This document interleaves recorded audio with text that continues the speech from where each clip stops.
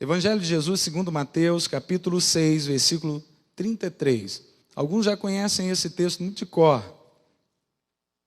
mas é um texto muito importante e nós vamos pensar sobre ele. Mateus capítulo 6, versículo 33. Diz assim: Mas buscai primeiro o reino de Deus e a sua justiça, e todas essas coisas vos serão acrescentadas. Vamos passar um pouquinho à frente no Evangelho de Jesus segundo escreveu Marcos, capítulo 4, versículo 26. São os dois textos bases. Eu vou fazer referência de alguns textos, e eu espero que no nosso próximo encontro na quarta-feira eu já trago uma mídia, que aí vocês vão poder acompanhar, ou quem sabe a gente tirar uma xerox, para que vocês possam acompanhar com mais detalhes os textos que a gente vai fazer menção deles. Capítulo 4 do Evangelho de Jesus segundo escreveu Marcos, capítulo 4, versículo 26. E dizia: O reino de Deus é assim, como se um homem lançasse semente à terra, e dormisse, e se levantasse de noite ou de dia, e a semente brotasse e crescesse, não sabendo ele como. Versículo 28. Porque a terra por si mesmo frutifica, primeiro a erva, depois a espiga, e por último o grão cheio de espiga. E quando já o fruto se mostra, mete-lhe logo a foice, porque está chegado a ceifa. Pois bem, irmãos, primeira coisa que eu pensei ao começar a falar sobre uma igreja segundo o coração de Deus, é começar a pensar sobre o reino de Deus. E dois princípios parecem nos ressaltar aos olhos nesses dois textos. Primeiro, o de Mateus, que fala sobre o reino de Deus, buscar primeiro o reino de Deus. Então, o primeiro princípio é que o reino não é nosso, o reino é dele. O segundo princípio, está lá em Marcos, fala que esse reino é semelhante a alguém que lança uma semente e a terra produz por si só. Ou seja, nossa função é apenas cuidar, semear e cuidar dessa terra. Por quê? Porque a gente não produz semente. A gente não tem uma fábrica de sementes. E eu não estou falando agora, mas tem sim, hoje a gente tem algumas coisas aí geneticamente. Não, quando esse texto foi produzido não havia. Então a gente precisa olhar para esse texto à luz da época em que ele foi produzido, ok, gente? Pois bem, nessa época não havia nenhuma fábrica, nenhuma mudança genética de sementes ou coisa do tipo. Então, quando o evangelista vai olhar para esse texto, quando ele vai receber a inspiração de Deus e vai redigir o texto sagrado, a ideia de que ele tem é de alguém que é altamente dependente de Deus, ou seja, esse reino, ele subsiste por si só.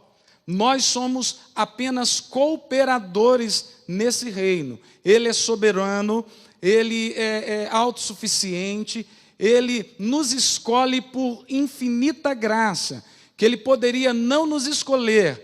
Amém, gente? Ele tem todas as coisas no seu absoluto controle, mas ele é bom, ele nos fez, ele nos criou e então nos encheu com um propósito. Isso é tremendo. E nos chamou da menina dos seus olhos. Nós somos o melhor da criação de Deus. Ser o melhor da criação de Deus. Amém, gente? Pois é. Mas baseado nesses dois princípios, que o reino não é nosso, é dele. E que esse reino, ele se subsiste. Ele não precisa de nada, amado, externo, né? Ele é o próprio reino de Deus.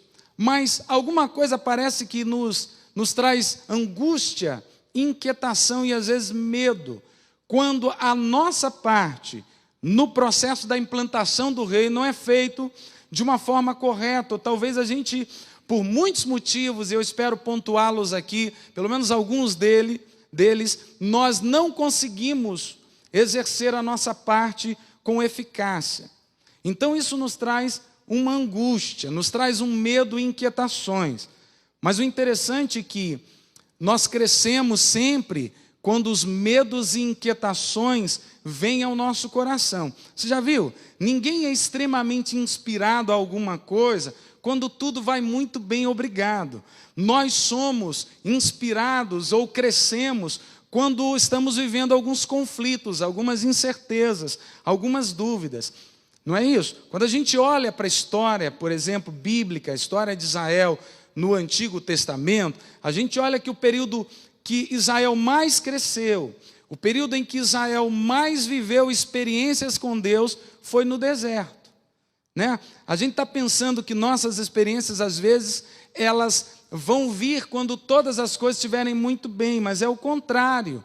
A gente está sempre pedindo a Deus, Deus nos livra da prova, né? Nós não queremos provas na nossa vida. Quem quer se livrar das provas aí, gente? Não quero mais prova na minha vida. Tem alguém que não quer?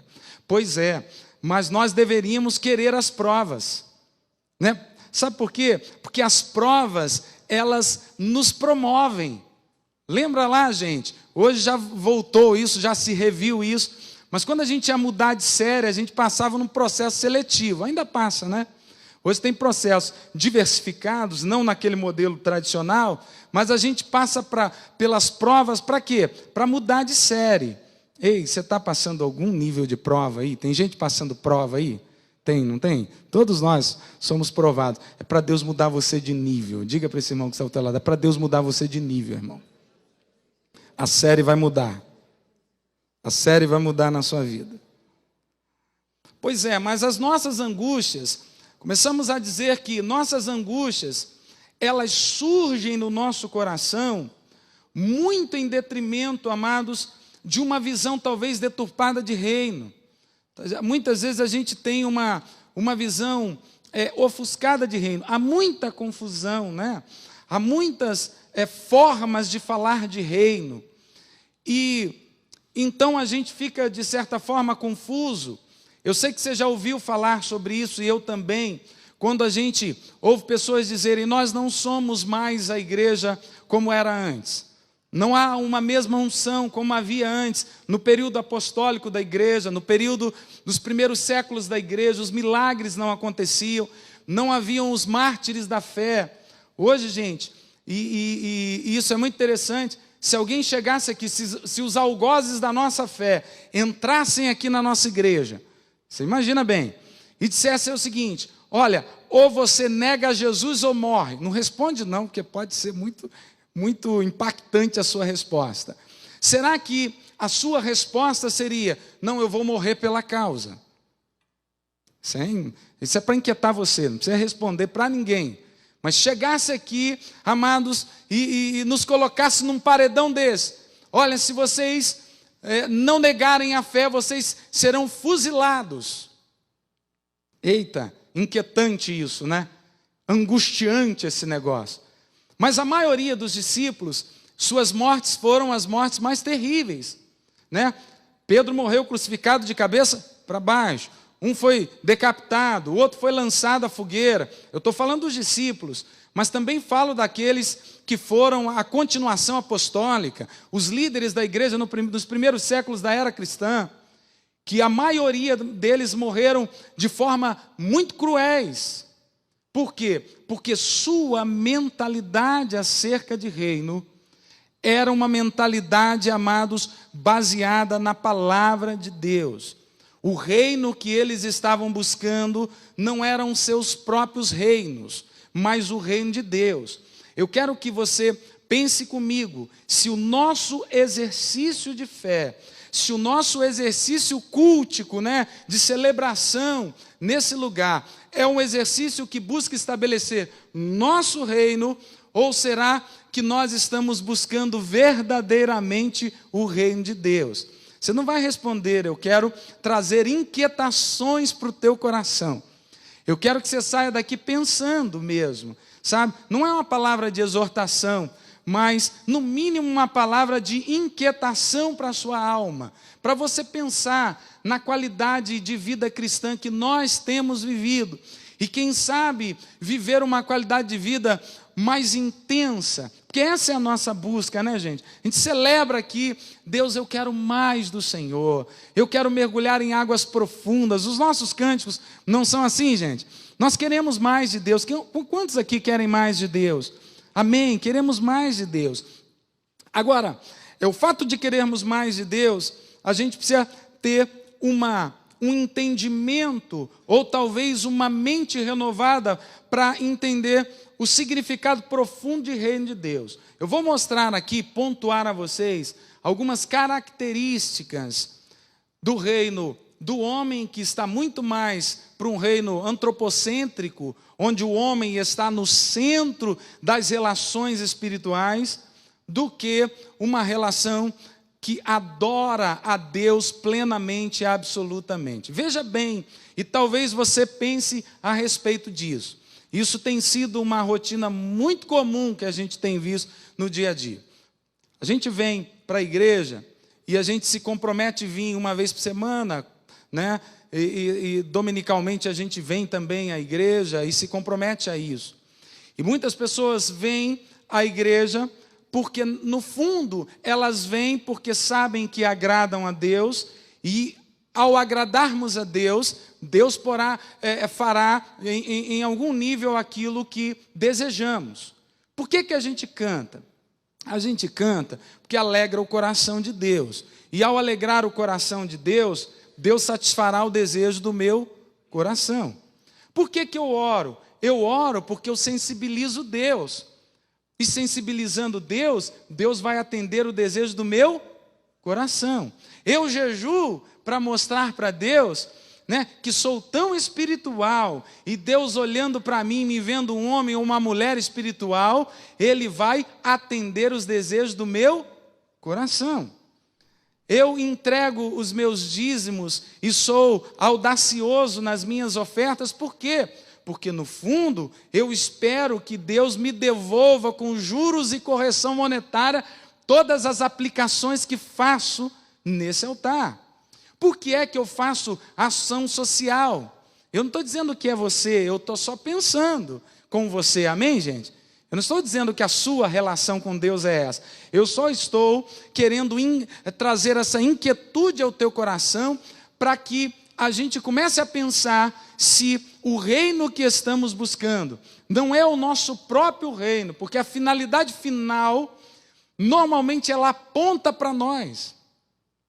Então a gente entrega o dízimo, a gente faz todos esses exercícios espirituais, eu pontuei alguns deles aqui. A gente vai às vezes em campanhas, e você deve conhecer algumas pessoas que vivem em busca de campanhas espirituais, de 7 dias, de 3 dias, de 10 dias, de um mês, ou coisa parecida. Por quê? Porque ao final das campanhas espirituais, nós estamos esperando algum resultado para a nossa vida.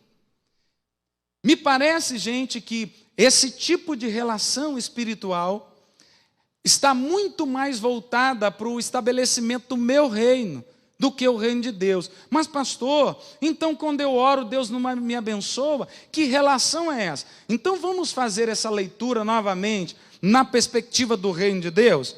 Então eu venho à igreja para quê? Agora na perspectiva do reino de Deus. Eu venho à igreja para um encontro com a vontade de Deus. Você está entendendo como mudou? Eu não venho à igreja para o encontro com a minha vontade. Eu venho à igreja para o encontro com a vontade de Deus. As nossas celebrações estão, Deus, eu vim aqui para saber o que é que o Senhor quer de mim. Quando você vem cultuar, você não vem receber. Mas Deus é tão bom que nos dá, né, gente? Deus é tão bom que estende suas mãos. Mas, na verdade, eu é que presto essa relação de culto a Deus. Eu é que dou a Ele o louvor, não é? Eu é que levanto as mãos para dizer que Ele é tremendo. Uma forma de rendição, não é? Quando levantamos a mão, estamos nos rendendo ao poder, à majestade do Senhor. Então, eu venho à igreja porque eu quero me encontrar com a vontade de Deus. Eu canto para quê? Eu canto para expressar o meu amor a Jesus, o meu amor à Trindade. E eu não canto para alegrar o Senhor e Ele me abençoar. Eu canto porque eu amo Jesus, eu amo o Senhor. Você está entendendo? Quantos estão me acompanhando aí, gente? Eu oro para quê? Eu oro porque tenho necessidade de compartilhar a minha vida com o Criador. Eu não oro para apenas, claro, mas pastor, será que eu não posso dizer das minhas necessidades? Claro que você pode dizer, das tuas necessidades. Mas ao dizer das suas necessidades, você precisa entender que Deus pode dizer um não para você. Deus pode dizer, espera aí, dá um tempinho aí, espera um pouquinho. Não é? A gente só quer o sim de Deus, porque quando Deus não nos dá sim, espera aí, eu vou buscar direito, eu não busquei direito. Porque nós já estabelecemos um reino que é nosso, então nós não admitimos o reino que é dele, um reino que o senhorio é dele, não o senhorio nosso. Eu sou servo, e servo faz aquilo que o seu senhor manda, né? Então essa relação invertida não estabelece o reino de Deus. Então eu oro, amados, porque eu tenho desejo de compartilhar minhas inquietações. Eu oro porque eu tenho desejo de compartilhar meus sofrimentos, minhas lutas, minhas dúvidas. É por isso que eu oro, porque eu amo tanto o Senhor. Eu fui tão impactado por essa graça que me resgatou, me tirou do lamaçal do pecado. Então eu o amo tremendamente, então eu compartilho, como compartilho a uma pessoa que amo e tenho autoestima. Você está entendendo a diferença nas relações, gente? Eu jejuo. Por que é que eu jejuo? Eu jejuo porque quero estar com meus sentidos espirituais aguçados. No reino que visa apenas a implantação das suas próprias necessidades, a gente jejua para mostrar para Deus o quanto somos espirituais. Porque alguns, amados, fazem um jejum que eu tenho muita dificuldade de entender, pastor. Sabe, gente, o cara vai lá, meia-noite, come igual um desesperado, né? Ele come, e daqui a pouco, irmão, ele come lá pelas 11 horas, 10 horas, mais ou menos. Quando dá 11 horas, ele vai dormir, começa o jejum. Ele ajoelha, Deus, estou em jejum, e tu sabes. E daqui a pouco vai dormir. Aí sonha a noite toda. Acorda no outro dia dizendo, eu tive muitas revelações. Irmão, você encheu a barriga, irmão. Então você teve muitos sonhos mesmo, né? Você teve muitas revelações. Ele passou o período todo de jejum dormindo. Por quê? Porque na verdade, a gente quer, amados, de alguma forma, mostrar para Deus o nosso nível de espiritualidade, como se Deus não conhecesse as reais motivações do nosso coração. Agora, quando eu tenho mentalidade de reino, eu jejuo para ter meus sentidos espirituais aguçados, ouvir a voz de Deus. Você já acordou naquele belo dia, irmãos, que os pássaros voando, as folhagens mexendo de um lado para o outro, Deus já falava ao teu coração. Você está entendendo, irmãos? Quando alguma coisa acontecia, Deus já falou. E sabe o que é isso? É que o Espírito Santo está trazendo sensibilidade aos nossos sentidos espirituais. Quando eu entendo, amados, que eu vivo para servir, eu vivo para a implantação do reino de Deus. Queridos, eu começo a ouvir de Deus as diretrizes. E aí a gente fica com dúvidas, porque nós somos extremamente ansiosos. Tem alguém aqui que não é ansioso, irmãos? Pode ter alguém até que é menos, outros mais, mas todos nós temos um nível de ansiedade. E essa ansiedade nos faz buscar uma resposta extremamente imediata. A gente quer que Deus diga exatamente o que é que nós temos que fazer. E a gente até prefere, amados, que um anjo venha nos visitar. Não é assim, gente? Se um anjo vier nos visitar, melhor ainda. Eu não tenho trabalho de discernir a voz do Senhor. Não é? Eu quero que alguém saia do lugar e coloque a mão na minha cabeça e diga, eis aí que falo contigo e me diz a minha vida toda. Porque essa relação é muito mais fácil. Não estou dizendo que Deus não possa fazer. Deus é Deus, Ele não está encaixotado, né, gente? Ele não está enclausurado no meu exercício espiritual. Ele é Deus. O que eu estou dizendo é que quando eu tenho uma consciência de reino de Deus aguçada, eu começo a ouvir Deus. Amém, queridos? Há um período bíblico chamado período intertestamentário. O que é esse período? É o período entre o Antigo e o Novo Testamento. Dizem que esse período foi um período de silêncio profético durante 400 anos. Irmãos, eu não acredito em silêncio profético. Eu posso até admitir que não houve redação de um texto sagrado, mas Deus sempre fala ao seu povo. Deus sempre está falando com você. Amém, queridos? Deus não cessa de falar. Então vamos continuar. Eu entrego os meus dízimos e sou audacioso nas ofertas. Não é para ser abençoado, é porque eu sou abençoado. Olha que relação diferente. Não é uma relação de barganha, é uma relação de amor. Há um grupo agora, o pastor estava ministrando sobre dízimos, ofertas. Há um grupo antidizimistas, utilizando um texto lá de 2ª Carta aos Coríntios, dizendo que cada um contribua segundo o que propõe o coração. É verdade, mas se nós olharmos para o texto do Novo Testamento, a proposta do coração dos discípulos era uma proposta nobre. Não havia necessitado entre eles, havia um suprimento, havia ousadia, havia prazer em entregar dízimos e ofertas. Não é esse o nosso tema, só abrindo um parênteses aqui para falar sobre isso. Então, é diferente essa relação. Então, fica claro que essas relações, amados, que falamos aqui primeiro, elas estão muito mais ligadas ao nosso reino do que o reino de Deus, porque o reino de Deus é um reino de serviço. Alguns outros textos aqui vão falando sobre o reino. Os evangelhos e as cartas falam sobre reino. O reino é um reino de arrependimento. Arrependei-vos, porque o reino dos céus está próximo. Evangelho de João também. Em verdade te digo, que se alguém não nascer de novo, não pode ver o reino de Deus. Porque o reino de Deus, na 1ª Carta aos Coríntios, não consiste de palavras, mas de poder. Em Romanos 14, porque o reino de Deus não consiste de comida nem bebida, mas de paz, de alegria no Espírito Santo. Você está entendendo, meu amado? Agora, em que momento nós perdemos o propósito de ser uma igreja segundo o coração de Deus? Aonde amados, qual foi o marco que iniciou talvez essa confusão nas nossas relações? Quando a noiva manchou as suas vestiduras. Quando deixamos de praticar um evangelho relacional. Quando o evangelho passa a ser um evangelho extremamente individualista, onde glorificado seja eu, louvado seja eu, bendito seja eu. Sabe, irmãos? É meio que um louvor a si próprio. Claro que talvez alguns digam, mas eu nunca faria isso na minha vida. Eu nunca teria tais práticas na minha vida. É porque, de alguma maneira, essa coisa, em alguns instantes da nossa vida, parece que vão entrando, sem a gente dar conta que estão, amados, entrando na nossa vida. Agora, Tito diz uma coisa interessante no capítulo 1, no versículo 15.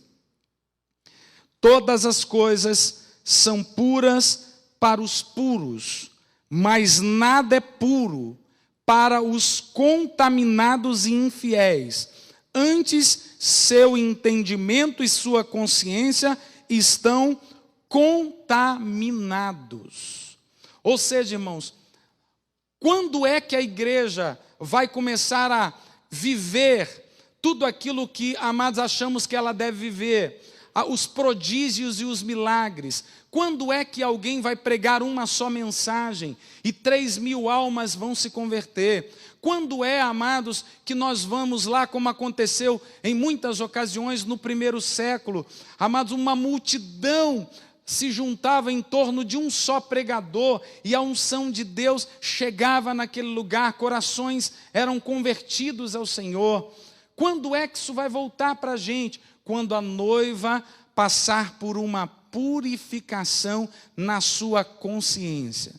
Quando renovarmos a nossa consciência a respeito de reino de Deus.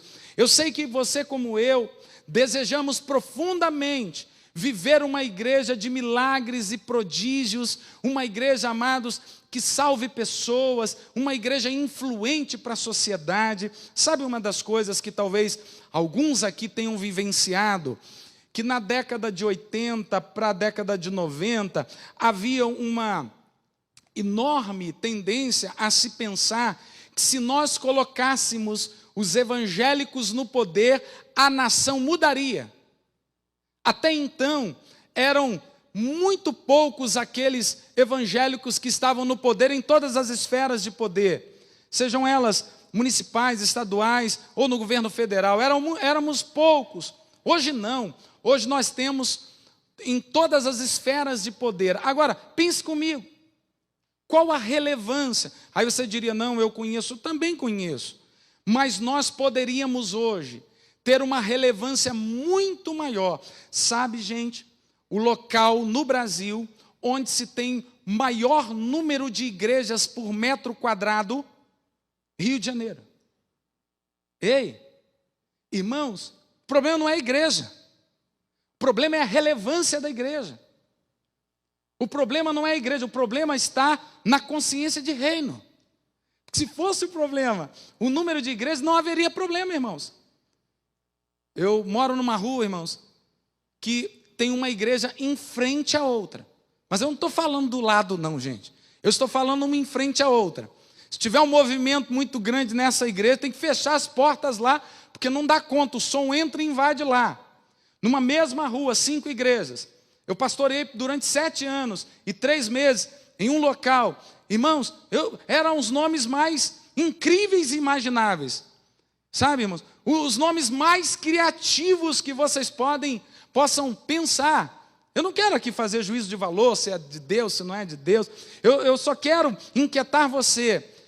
Se a nossa preocupação, se o nosso problema está relacionado ao número de igrejas, eu acho que está relacionada com, amados, com o nível de culto que prestamos a Deus, com o nível de entrega da igreja, com o nível de cura da igreja. Nós queremos ser a igreja segundo o coração de Deus. Então a gente percebe que essa história começou quando a igreja foi manchada por corrupções, quando a igreja foi manchada, e eu não estou falando de igreja específica, eu estou falando desses testemunhos que todos os dias você tem alguém dizendo para você, um colega de trabalho diz para a gente, e a gente em algumas situações dessas, não sabemos nem o que dizer, gente. Ei, você já se deparou com essa situação? Ah, eu conheço, não faço negócio com esse crente. Você já ouviu isso, gente? Não faço negócio com esse crente. Eu não me relaciono com esse crente. É triste nós ouvirmos de certas pessoas que não se relacionem com crentes, porque alguns deles, glória a Deus, amados, que nós não somos desses, amém, gente? Mas alguns desses, amados, eles tocam uma trombeta muito grande. Por quê? Porque, na verdade, essas pessoas são contaminadas por uma consciência, amados, que o evangelho não produz mudanças, mas o evangelho me beneficia. Porque quando esse evangelho não me beneficia, quando ele diz não, quando, amados, as portas se fecham, a gente gosta de usar aquele texto, né? Todas as coisas posso naquele que me fortalece. A gente não, ele é forte esse texto, não é não? A gente está passando por uma luta, a gente diz, todas as coisas posso naquele que me fortalece. Mas o contexto ali, Paulo vem, amados, pontuando, eu posso passar pela escassez, eu posso passar pelo não de Deus, eu posso ser aprisionado, eu posso ser entristecido, eu posso viver em abundância, eu posso viver todas as coisas. Sabe por quê? As provas me promovem. Quantos podem dizer glória a Deus por isso? Quem tem a consciência renovada de reino, gente, entende que o que está passando é Deus forjando você, é Deus habilitando você, é Deus dando a você armas espirituais. Então, começamos essa história quando manchamos a noiva e quando nos distanciamos uns dos outros. Queridos, no evangelho não existe carreira solo. Diga para esse irmão que está ao teu lado, não dá para ser carreira solo, irmão. Só dá para ser contigo. Ei, só dá para ser com você. Eu não posso viver, mas pastor, é muito difícil, pastor. Eu já me decepcionei, eu já me frustrei demais. Eu prefiro cuidar da minha hortinha. Ei, irmãos, você já viu alguém dizer assim? Eu sou oriundo, meus familiares são todos de Minas, numa cidadezinha chamada Cataguases. Quantos conhecem aqui Cataguases? É mesmo, gente? Glória a Deus, vocês conhecem lá. Minha avó tinha uma hortinha. Minha avó morava, amados, na beira de um rio chamado Rio Pomba, que corta aquelas cidades da Zona Mata Mineira. E ela tinha uma hortinha lá, mas ela cuidava muito bem. Dona Maria era uma senhora muito preciosa, muito cuidadosa, uma mulher muito simples, mas uma mulher muito bondosa, muito de Deus. E ela tinha lá a sua hortinha lá no final da casa dela. Ela gostava muito de cuidar da sua horta. É bom. Tem gente que gosta muito de cachorrinhos, ou de gatinhos, de animais de estimação. Não é assim, amado? E tem algumas pessoas, olha, eu prefiro meus animais do que pessoas. Você já ouviu alguém dizer assim, irmão? Não aponta não, hein? Não aponta não. Não é? A gente diz, não me dá problema. Mas posso te dar uma notícia? Continue cuidando dos seus animaizinhos de estimação. Continue cuidando da sua hortinha. Mas Deus te chamou para viver uma relação de amor com teu irmão. Você está entendendo isso, irmãos? Ele te chamou para crescer nos relacionamentos. Você só cresce quando é confrontado. Você só cresce quando tem que conviver com aquela pessoa que é um calo na sua vida. Você tem um vizinho assim? Você tem um irmão da igreja assim, irmão? Não bati com ele. Se a gente é do mundo, a gente vai dizer, meu santo não bateu com dele. Ó, irmãos, se nós fôssemos do mundo, é só para você entender o nível da coisa. Pois é, mas nós precisamos uns dos outros, e quando a igreja não cria essa relação de proximidade uns com os outros, porque nós rejeitamos o jeito do outro, queridos, quando nos mergulhamos em relacionamentos próximos, nós crescemos. Não adianta esconder dos relacionamentos difíceis, eles nos promovem. Você está entendendo, irmãos? E só seremos.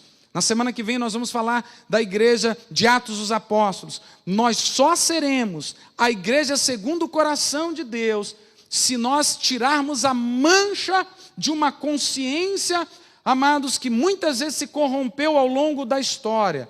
E também se voltarmos a ser uma igreja relacional. Uma igreja que se relaciona. Amém? Glória a Deus. Há um texto que eu gostaria que depois, trazendo a mídia, vai ficar muito mais fácil vocês acompanharem, né? Talvez vocês estejam dizendo, muitos textos, pastor, você vai ter esse material, fique em paz para você acompanhar e ser também abençoado na sua casa. Em segunda carta de Paulo aos Coríntios, capítulo 10, versículo 3 em diante, diz assim, porque as armas da nossa milícia não são carnais, diga, não são carnais, e sim poderosas em Deus, para destruir fortalezas, anulando sofismas e toda a altivez que se levanta contra o conhecimento de Deus, levando cativo todo pensamento à obediência de Cristo. Vamos compreender esse texto aqui, gente? Vamos caminhar um pouquinho para a gente tentar compreender esse texto? Primeiro que ele começa a dizer, amados, que nossas armas não são carnais. Ei, se o reino não é nosso, as armas também não são nossas. Você não vence pela força do seu braço. Você não vence pela força dos seus argumentos. As armas são espirituais. Você está entendendo, irmãos? O problema que você tem, às vezes, de relacionamento, não é amar do teu irmão. Nossa luta não é contra carne nem sangue. Mas essa pessoa é indigesta. Né? Não, ela me causa náuseas. Já viu alguém falar assim? Já falou também, né? Em algumas vezes. Mas, querido, não é ela. A sua luta é espiritual. O que motiva você ter um posicionamento diferente não é o outro, é você. É o que eu faço. Né? É o que eu faço com esse evangelho que me transformou. Eu não sou motivado pelo que o outro faz, mas eu sou motivado por aquilo que está gerado em mim. Natal é um negócio muito lindo, está longe ainda, né? Mas Natal é um negócio muito especial. A gente dá um presente. E normalmente a gente está esperando um presente de volta. Se no ano anterior você deu um bom presente e a pessoa te deu um presente muito mequetrefe, irmãos, no outro ano você vai diminuir o nível do presente. Vocês não, mas existem pessoas por aí que fazem assim. Hein? Está entendendo? Mas a gente deveria pensar diferente. O que me motivou? O retorno do outro ou o que gerou o meu coração? Ei, não é o outro, gente. Ah, não, eu vou parar de falar de Jesus para o outro, porque ele não responde nunca. Você é motivado por ele? Ou você é motivado por essa graça que atingiu você? O que motiva você a fazer o bem? O que motiva você a perseverar? A resposta dos outros? O que motiva você a estar envolvido nos PGs, nos ministérios da igreja, né? Envolvido nas atividades, nas múltiplas atividades da igreja? É a resposta que alguém dá a você ou o que está no teu coração? Ou aquilo que impulsiona você? Ou aquilo que motiva você? Nosso bem maior é o Senhor, amém, amados? Glória a Deus. Então o texto diz, o reino não é dele, então, o reino não é nosso, é dele, então as armas não são nossas, as armas são dele. Agora, continua dizendo que porque as armas da nossa milícia não são carnais, mas poderosas em Deus para destruir fortalezas e anular sofismas, ou seja, mentiras ditas como verdade. Ei, tem pessoas que rotulam você. Não aceite rótulos. Você não é garrafa de refrigerante. Você não é nenhum amado laticínio. Você não é nada disso. Você é filho de Deus. Ninguém pode dizer, não vai dar certo. Você já viu o temperamento, você já viu como é que ela é, você já viu o passado dela. Ninguém pode rotular você. Se Ele te comprou, amados, Ele penhorou você pelo Espírito dEle. Você está entendendo isso, meu querido? Então, fortalezas da mente. Muitas pessoas estão presas, estão enclausuradas por fortalezas que não o deixam crescer. O pastor André estava ministrando na quarta passada.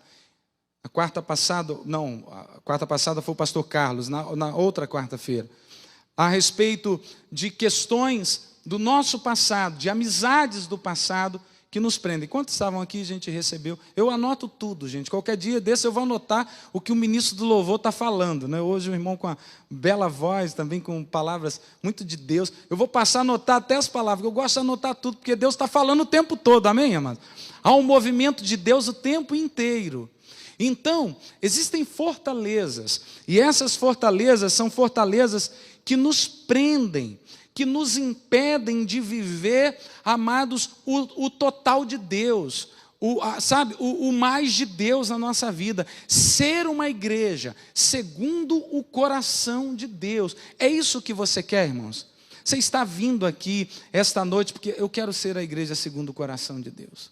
Senhor, eu quero te amar pelo que tu és. Senhor, eu quero te conhecer e fazer do Senhor conhecido entre as nações. Eu quero fluir da graça do Senhor, Deus. Eu quero ser mais do que arrepios. Eu quero te sentir como Deus da minha vida. Sabe, irmãos, às vezes a gente entra para um lugar desse com uma carga tão grande, uma prisão tão grande, uma fortaleza tão grande. A gente não sente nem arrepios, não é? Eu sei que é bom a gente ter manifestações emocionais no nosso corpo. Isso é muito bom. Já houveram dias que encontros amados, meu Deus, que eu coloquei até a mão no cabelo. Será que meu cabelo arrepiou, gente? Eu falei, vou baixar. Porque tamanha era a manifestação do Espírito Santo. Agora, deixa eu dizer uma coisa. Haverão dias que você vai entrar, irmãos, e você vai cochilar. Tem alguém cochilando aí, irmão? Dá uma olhada para o lado, se tiver, irmão. Tem dia que você não vai, amados, sentir manifestações corpóreas, mas Deus continuará sendo Deus sobre a sua vida. Sabe, Ele não vai depender das suas emoções, porque Ele é Deus sobre a sua vida. Quando você vem aqui, amados, nós estamos celebrando esse Deus, porque fortalezas emocionais nos prendem de entender o propósito de Deus, porque a gente está muito mais trabalhando para implantar o nosso reino, então não escuta a voz do Senhor. Enquanto eu falo, Deus não pode falar. Quando eu me aquieto, Deus fala. Aquietai-vos e sabei que eu... Enquanto eu não me aquietar, você não vai saber que Ele é Deus.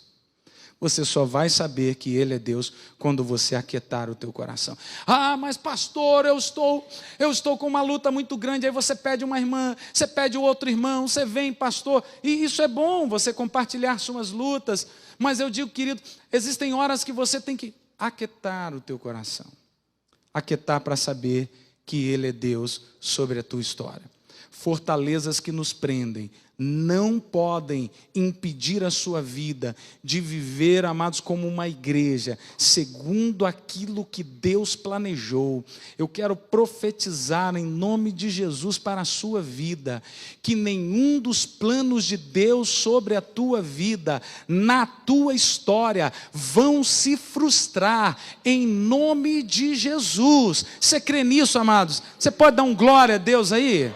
Aleluia, aplauda o Senhor, querido, só você dá uma despertada aí.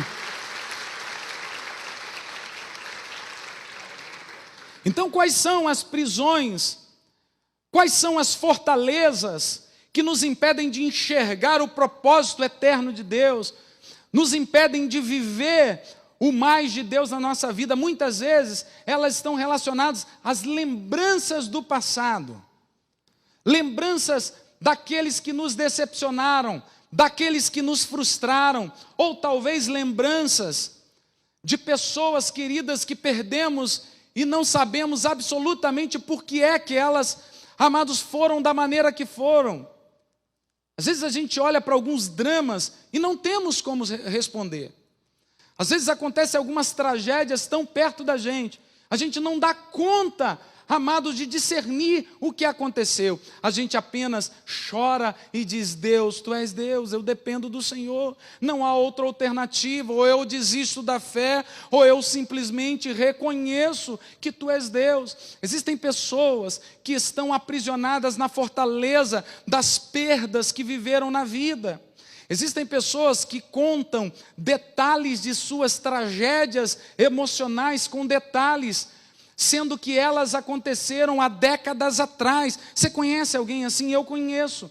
Eu conheço uma pessoa que ela chega a contar os detalhes das suas lutas, amados, que foram há décadas atrás. Não, aquele dia, eu estava com uma blusa amarelinha e ela tinha uma golinha.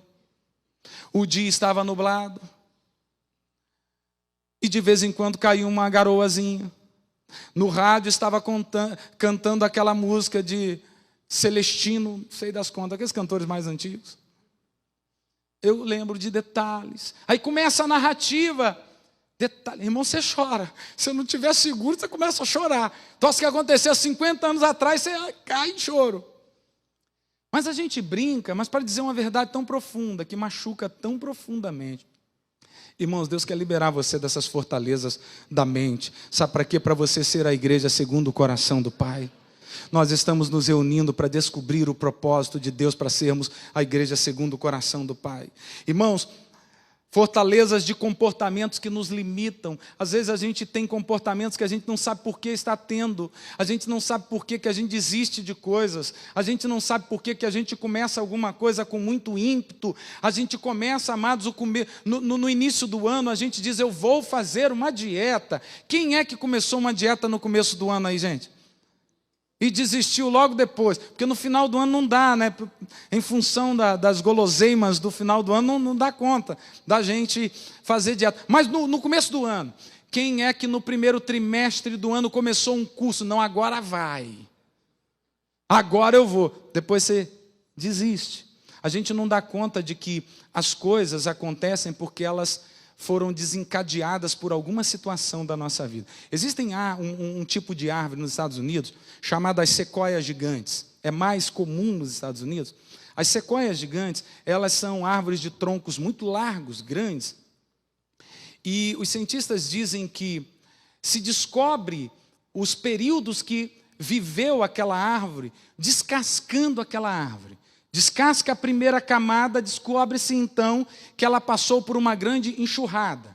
Descobre-se então uma outra camada daquela árvore, descobre que ela passou por uma terrível insolação. Então tira uma outra casca daquela árvore, então descobre que ela sofreu uma grande praga. Irmãos, a nossa vida é exatamente assim. Na medida em que o Espírito Santo vai entrando na nossa vida, ele vai tirando as cascas da nossa vida e revelando quem a gente é. E quando Deus vai revelando, ele vai curando. Amém, amado? Olha, pode ser que esta noite seja uma noite de cura na sua alma, de cura nas suas lembranças. Amado, você vai ser liberado para viver o que Deus tem para a tua vida, no nome de Jesus. Eu estou crendo nisso, amados. Existem algumas fortalezas também que estão relacionadas à rejeição. Quantas pessoas foram rejeitadas? E eu não digo rejeitadas apenas pelos pais, talvez pelos irmãos, ou no ciclo de amizade. Foram sempre aquelas pessoas colocadas de lado, amados, foram impreteridas em alguma situação. E parece que isso não marcou, não, eu sempre fui descolado. Mas no fundo, hoje, desencadeou em você alguns sentimentos e que você, amado, vai dizendo que foi o diabo e ele até se aproveita dessa situação, mas na verdade ela iniciou-se em algum tempo da tua história e criou uma fortaleza, amados, que se nós não entendermos que o Espírito de Deus pode entrar e trazer cura, nós vamos ficar aprisionados em fortalezas da mente. Em Tiago diz que a nossa maior luta, amado, não é contra o diabo. Você sabia disso? Que o diabo foi vencido em Jesus Cristo. A nossa maior luta é acreditarmos que Ele é o Senhor acima de todas as coisas. Se Ele é por nós, quem será contra nós? Maior é o que está em nós do que aquele que está no mundo. Essa palavra da cruz, ela é poderosa, irmãos. Você está entendendo isso? Então, queridos, nós sofremos rejeições e que às vezes nos aprisionam, e auto-rejeição. Existem pessoas, amados, que queriam ser desse jeito, queriam ter uma outra aparência, queriam ter a cor da pele diferente, o cabelo diferente. Você já viu qual cabelo melhor? Eu cheguei à conclusão de qual tipo de cabelo melhor que existe. E olha, cuidado, eu te processo, hein? Talvez alguém diga aí, eu te processo. É o do outro. Diga para o teu irmão, teu cabelo é sempre o melhor. Se é liso, quer ter enroladinho. Se é grande, quer ter baixinho. Não é assim, gente? Pois é. Se você tem pouco cabelo, você queria ter mais um pouquinho. Irmãos, às vezes a gente fala isso com tanta naturalidade. Eu já estou encerrando a palavra, eu gostaria que os músicos viessem. Às vezes a gente fala isso com tanta naturalidade, mas isso às vezes nos impede de ser a igreja segundo o coração de Deus, irmãos. Talvez você esteja vivendo uma auto-rejeição, amados, e talvez nos compararmos às pessoas, e o pastor André no domingo falou isso muito bem aqui. Nós precisamos deixar de lado as comparações. Deus te fez alguém muito específico. Deus te fez alguém, amado, muito especial. Como você é. Ele fez você. Não se maltrate por você ser como você é. Deus vai usar você. Deus usou Pedro, amados. Deus usou uma equipe de trabalho que talvez não fosse a equipe que você escolhesse. Se você fosse alguém capaz de escolher uma equipe para trabalhar com você, queridos, eu quero dizer uma coisa, eu não escolheria a equipe que Jesus escolheu. Mas sabe por que Jesus escolhe você? Porque Ele vê o que eu não vejo. Sabe por que o Senhor quer usar você, meu amado? Porque Ele vê o que ninguém está vendo. Algumas pessoas estão rotulando você, a tua história de vida rotulou você, as mazelas da tua história, os guetos da tua alma foram, amados, enclausurando e criando uma fortaleza na tua alma.